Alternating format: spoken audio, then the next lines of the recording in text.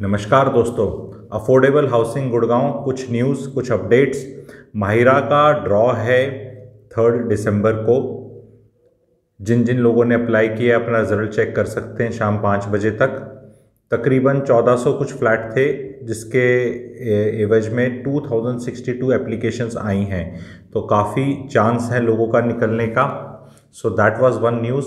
Upcoming affordable और affordable की strategy थोड़ी सी बताऊंगा अपने सब्सक्राइबर्स को, बिकॉज काफ़ी पॉपुलर प्रोडक्ट है ये, एंड कुछ लोगों के डाउट्स आ रहे हैं वो बताऊंगा। जितने भी वेट लिस्टेड लोग हैं उनको ईमेल्स जा चुकी हैं बिल्डर की तरफ से, जैसे कॉन्शियंट हैबिटेट के हैं और बाकी जो कुछ प्रोजेक्ट्स हैं, कि 4200 रुपीज़ पे पैसे लगेंगे।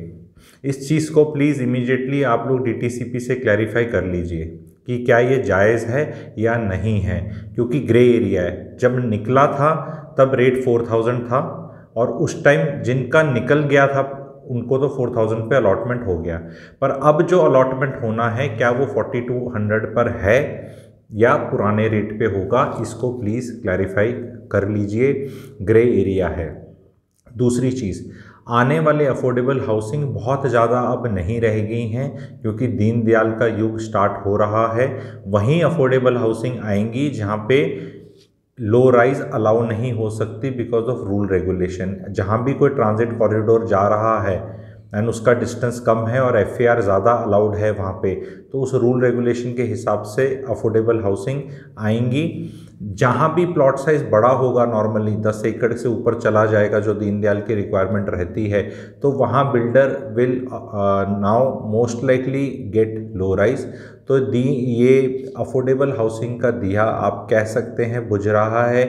इसमें लोग और अच्छी आएगी, बहुत अच्छी आएगी, ये अच्छी आएगी में ना लगें। जहाँ जिसको जो समझ में आ रहा है अपना एक ले लो। और जो प्रायोरिटी 4 हो चुके हैं, यानी कि they already own A affordable housing या दे ओन अ लैंड और any sort of property in Delhi NCR और हरियाणा और चंडीगढ़, ये लोग प्रायोरिटी 4 कहलाते हैं। चाहे आपकी वाइफ भी ओन करती हो तो पति भी प्रायोरिटी 4 कहलाता है। तो आप लोगों को प्रैक्टिकली चांसेस बहुत अब नेग्लिजिबल हो गए हैं। नेग्लिजिबल इन द सेंस कि प्रायोरिटी 3 की अगर 100 एप्लीकेशंस अगर टोटल फ्लैट हैं और प्रायोरिटी 3 की 102 आ गई, तो फिर प्रायोरिटी 4 की लगेगी भी नहीं उसके अंदर। तो प्रायोरिटी 4 की तभी लगेगी जब प्रायोरिटी 3 वाले कोई वैकेंसी छोड़ेंगे।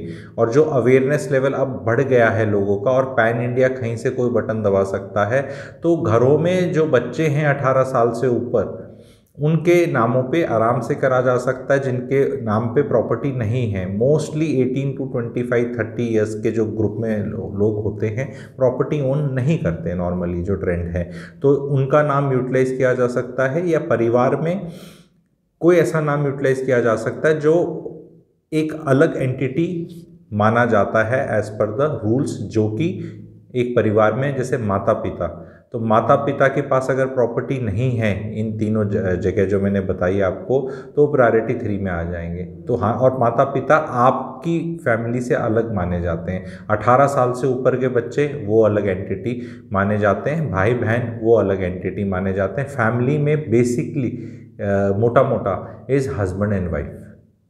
18 साल से कम बच्चे के नाम पे आप वैसे नहीं ले सकते, तो मोटा मोटा है family is considered husband wife. So आने वाले टाइम्स में अफोर्डेबल आएंगी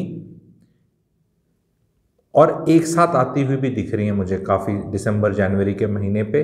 तो बिल्डर को देखना बहुत ज़रूरी रहेगा हमें कि बिल्डर का इतिहास क्या है।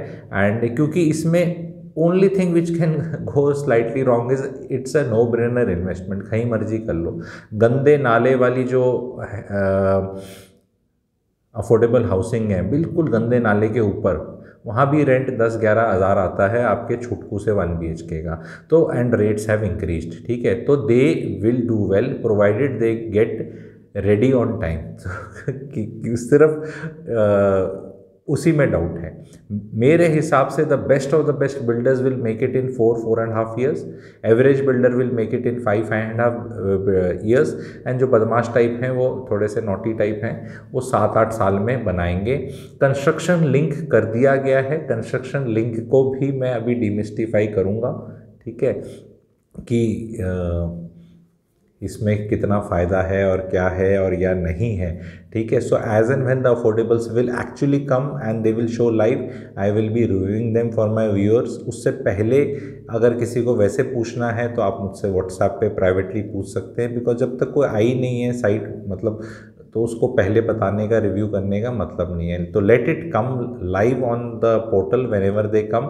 ऑलरेडी उनका अभी ये इशू चल रहा है, पुराने वाले भी, ये अभी क्लैरिटी इस पर आई नहीं है डिपार्टमेंट से, मेरे ख्याल की 4200 वेट लिस्ट वालों को कर देंगे। ये कुछ पुराने वाले जो अभी जैसे लॉन्च हो रहे हैं, जिनके ड्रॉ हो रहे हैं, ये भी कह रहे हैं हमारा भी 4200 कर दो, हमने तो अभी लॉन्च ही नहीं किया। तो ये वाला थोड़ा पेच फंसा हुआ है। इसी कारण से जो लोग सोच रहे थे कि वो आ जाएगा आ जाएगा, वो आ गई कैसी है, वो नहीं आई अभी तक, क्योंकि वो भी इस चीज़ पे क्लैरिटी है। Product as affordable housing as a product is a good product, कहीं मर्जी है, it is a good product. But अब कुछ ऐसे बिल्डर्स हैं जिनको कोई ट्रैक रिकॉर्ड बिल्कुल ही नहीं है, एंड नॉट ओनली रिकॉर्ड नहीं है, लोकेशन भी उतनी कईयों की अच्छी नहीं है। तो हर चीज़ पे आदमी आंख नहीं मूंद सकता कि लोकेशन पे भी आंख मूंद ली, बिल्डर पे भी आंख मूंद ली, और सब पे, एक दो पे यस यू कैन कंप्रोमाइज़ कि चल ठीक है ये ऐसा है पर ये अच्छा है तो मैं ऐसे कर लूँगा। Any questions you can connect on WhatsApp. Thank you.